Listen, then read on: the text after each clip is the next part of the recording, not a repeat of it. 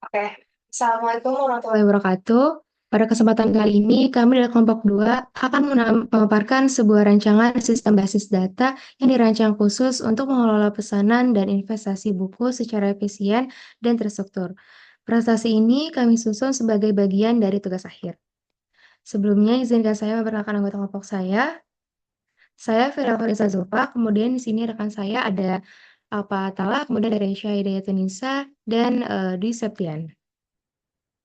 Oke, untuk pokok bahasan yaitu ada skema database, kemudian ada indeks, query SQL, script SQL, pantauan kinerja database, dan pelindungan database. Oke, sebelum kita masuk ke pembahasan pokok bahasan, saya akan menjelaskan IR diagram dari toko buku kelompok 2. Di sini kami memiliki tiga entitas, yaitu buku, pelanggan, dan juga detail pesanan. Untuk entitas buku memiliki atribut buku ID, yaitu kunci utama untuk mengidentifikasi buku, kemudian judul, yaitu judul buku, penulis nama penulis buku, tahun terbit, yaitu tahun terbit buku, untuk harga, harga persatuan buku. Nah, pada entitas buku ini dapat terlibat dalam relasi di pesan. Nah, kemudian yang kedua ada entitas pelanggan. Untuk atributnya ada pelanggan ID, yaitu kunci utama untuk mengidentifikasi pelanggan. Kemudian ada nama pelanggan, alamat yaitu alamat pelanggan, telepon yaitu nomor telepon pelanggan, dan email alamat email pelanggan. Nah, pada entitas pelanggan ini memiliki relasi memiliki dengan entitas lain. Yang ketiga ada entitas detail pesanan. Entitas ini memiliki atribut pesanan ID, yaitu ID pesanan, kemudian buku ID, yaitu ID buku, lalu kuantitas, yaitu jumlah buku yang dipesan, dan yang terakhir harga persatuan, yaitu harga satuan buku. Di entitas ini berfungsi sebagai jembatan antara pelanggan, pesanan, dan juga buku. Dan yang terakhir ada relasi, yaitu pesanan. Di sini memiliki atribut pesanan ID, yaitu kunci utama untuk mengidentifikasi pesanan, tanggal pesanan, yaitu tanggal pesanan dilakukan, dan yang terakhir total harga, yaitu total harga dari keseluruhan pesanan. Jadi, entitas relasi ini berhubungan dengan entitas buku melalui relasi dipesan dan juga berhubungan dengan entitas pelanggan. Oke, selanjutnya masuk ke pembahasan pertama yaitu skema database. Nah, di sini ada gambar dari skema database. Di sini ada 4 entitas sama seperti IR sebelumnya. Ada buku, pelanggan, pesanan, dan detail pesanan.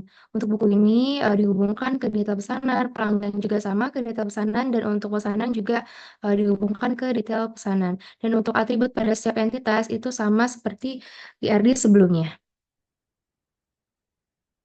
Nah, selanjutnya untuk membuat database di sini, kita buat dulu menggunakan create database toko buku kelompok 2, lalu kita gunakan dengan use toko buku kelompok 2. Kemudian di sini kita membuat tabel buku, pelanggan, pesanan, dan juga data pesanan dengan menggunakan create tabel pesanan. Untuk isinya juga sama seperti pembahasan sebelumnya, yaitu di IR diagram. Nah, kemudian di sini kita akan menambahkan kolom pada tabel dengan menggunakan dash buku, dash pelanggan, dash pesanan, dan juga detail pesanan. Nah, selanjutnya di sini juga kita akan membuat record data pada setiap tabel, yaitu buku, pelanggan, pesanan, dan detail pesanan. Untuk query-nya yaitu insert into buku values, dan untuk menampilkan tabelnya yaitu select bintang from buku. Dan di sini kami membuat 5 data per atributnya. Dan untuk yang pelanggan juga sama, kemudian untuk pesanan dan juga untuk detail pesanan sama. Selanjutnya akan dibahas oleh Dwi. Jadi selanjutnya itu menambahkan indeks.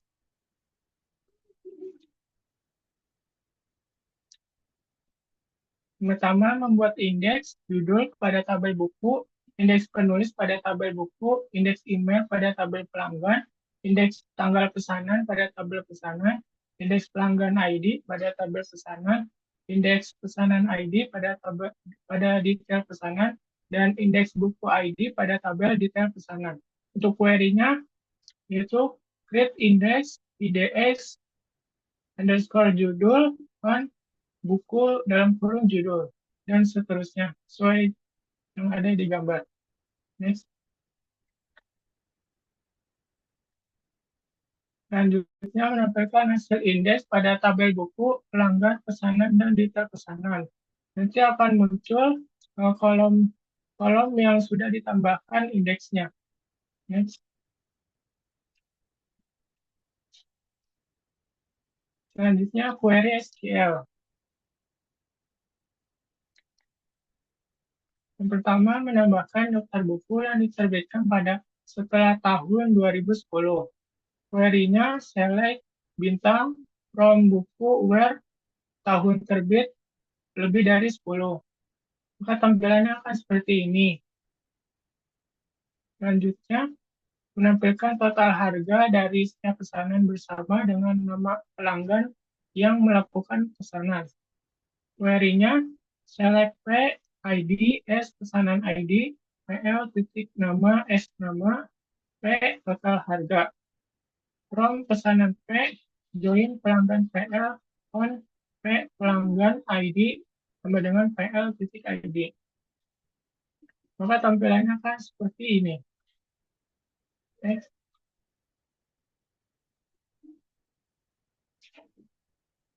Yang ketiga, menghapus semua buku yang telah diterbitkan sebelum tahun 2000. Query-nya, delete from buku where tahun terbit kurang dari 2000. Maka tampilannya akan seperti ini. Tidak ada buku yang muncul sebelum tahun 2000. Selanjutnya, menambahkan sebuah pesanan baru ke dalam database bersama dengan detail pesanan yang sesuai. Query-nya,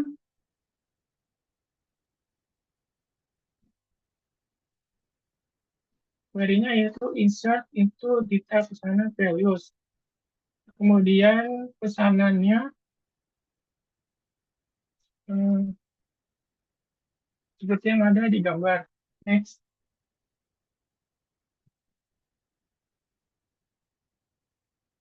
Selanjutnya menambahkan kolom stok pada tabel buku. Query-nya alter table buku at stock IMT 3 not null. Selanjutnya mengupdate stok menjadi 10 pada setiap buku. Query-nya update buku set stock 10 where ID 2412 dan seterusnya. Maka setiap buku akan bertambah stoknya menjadi 10. Next. Ini selanjutnya akan dijelaskan oleh rekan saya, Resia. Selanjutnya script SQL, boleh di next. Di sini ada 4 ya, ada yang pertama itu mulai transaksi, di mana kita query-nya itu start transaction. Selanjutnya ada menambahkan detail pesanan. Di sini kita menggunakan insert into detail pesanan values, lalu dimasukin lagi detail pesanannya ada 3. Selanjutnya mengurangi stok buku yang dipesan dengan query update pada tabel buku, update buku, set stok sama dengan stoknya dikurang 2 di ID 2415. Selanjutnya sama, bedanya di ID-nya aja, ID 2415, 2414, dan 2413. Selanjutnya, menghitung total harga pesanan. Di sini, total harga pesanan query-nya itu ada set add total harga. Di sini itu menggunakan select sum ya.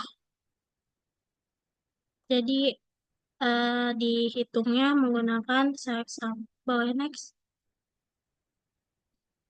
Selanjutnya ada menyelesaikan transaksi dengan menggunakan commit atau menggunakan rollback apabila terjadi kesalahan. Di sini kalau pakai rollback itu transaksi sebelumnya dibatalin. Jadi nggak jalan transaksi yang tadi 4 kita jalankan. Boleh di next. Nah, yang ini menggunakan commit, di mana kalau misalnya commit itu transaksi yang tadi yang 4 A, B, C, dan D itu jalan. Karena di sini ada perbedaannya dari stok dan di paling bawah itu tata harganya. Di next. Oke, selanjutnya akan dijelaskan oleh Alfa. Oke, terima kasih. Kita masuk ke poin yang nomor 5 yaitu pantauan kinerja database. Boleh next. Pantauan kinerja database ini fungsinya untuk memantau dan mengatasi masalah kinerja database adalah proses yang berkelanjutan dan melibatkan banyak aspek. Seperti yang pertama yaitu pemantauan penggunaan sumber daya, seperti CPU, memori, atau disk input dan output. Yang kedua, analisis query dan penggunaan indeks yang efisien. Jadi dari query dan indeks yang sebelumnya kita sudah buat itu dapat digunakan sebagai eh, mengefisienkan kinerja database yang sudah kita buat. Lalu untuk yang ketiga, itu pengelolaan koneksi dan optimasi struktur tabel. Yang keempat, penggunaan alat monitoring untuk mendeteksi masalah kinerja secara real time. Jadi, ketika kita membuat database secara fisik ataupun uh, ada fisiknya, pantauan kinerja database ini memang sangat diperlukan. Dengan pemantauan yang cermat dan respons yang cepat terhadap masalah yang timbul, kita dapat menjaga kinerja database tetap optimal, bahkan saat volume data atau jumlah pengguna yang meningkat. Ya, boleh di next. Nah, kita masuk ke poin yang keenam, yaitu perlindungan database. Boleh di next. Sebelum kita bahas lebih lanjut, kita kulik dulu sih kita kulik dulu apa sih yang dimaksud dengan SQL injection. Nah, SQL injection adalah salah satu teknik peretasan dengan cara menyalahgunakan celah keamanan yang ada di lapisan SQL berbasis data suatu aplikasi. Terbentuknya celah tersebut akibat input yang tidak difilter dengan benar dalam pembuatannya, sehingga terciptalah celah yang bisa disalahgunakan. Pada umumnya, hacker menggunakan perintah atau query SQL dengan tools tertentu untuk mengakses database yang kita buat. Injeksi kode yang dilakukan membuat mereka dapat masuk tanpa proses autentikasi. Setelah berhasil, hacker bisa bebas untuk menambahkan, menghapus, serta mengubah data-data pada database yang telah kita buat. Nah, di poin ke-6 ini ada beberapa tips atau langkah-langkah untuk melindungi aplikasi database kita dari serangan SQL injection dan ancaman lainnya. Dapat dapat kita bagi menjadi dua kategori utama, yaitu perlindungan pada tingkat aplikasi dan pengaturan keamanan pada server MySQL. Langkah pertama yang dapat kita lakukan yaitu prepared statements adalah cara paling efektif untuk melawan SQL injection. Dengan memastikan bahwa input pengguna tidak diperlakukan sebagai bagian dari perintah SQL. Ini teman-teman bisa praktek prakteknya itu menggunakan software MySQLi atau MySQL Improve. Terus langkah yang kedua, validasi dan sanitasi input akan memastikan hanya data yang valid yang dapat diterima oleh database. Yang ketiga, batasan hak akses membantu membatasi potensi dampak serangan dengan membatasi hak akses aplikasi. Jadi beberapa user saja mungkin yang dapat mengakses suatu database yang sudah kita buat. Lalu yang keempat adalah enkripsi penting untuk melindungi data sensitif. Yang kelima, pengaturan keamanan MySQL seperti mengonfigurasi SSL dan mematikan fitur yang berisiko. Itu juga sangat penting untuk keamanan MySQL atau database kita. Yang keenam, yaitu pemantauan dan log akan sangat membantu mendeteksi ancaman lebih awal dari yang seharusnya. Dengan mengikuti langkah-langkah di atas, kita dapat secara signifikan mengurangi risiko serangan SQL injection dan menjaga keamanan aplikasi serta database MySQL yang kita buat. Boleh di next.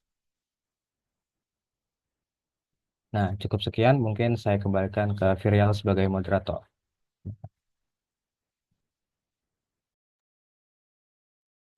Demikian pemaparan dari sebuah rancangan sistem basis data yang dirancang khusus untuk mengelola pesanan dan inventaris buku secara efisien dan terstruktur.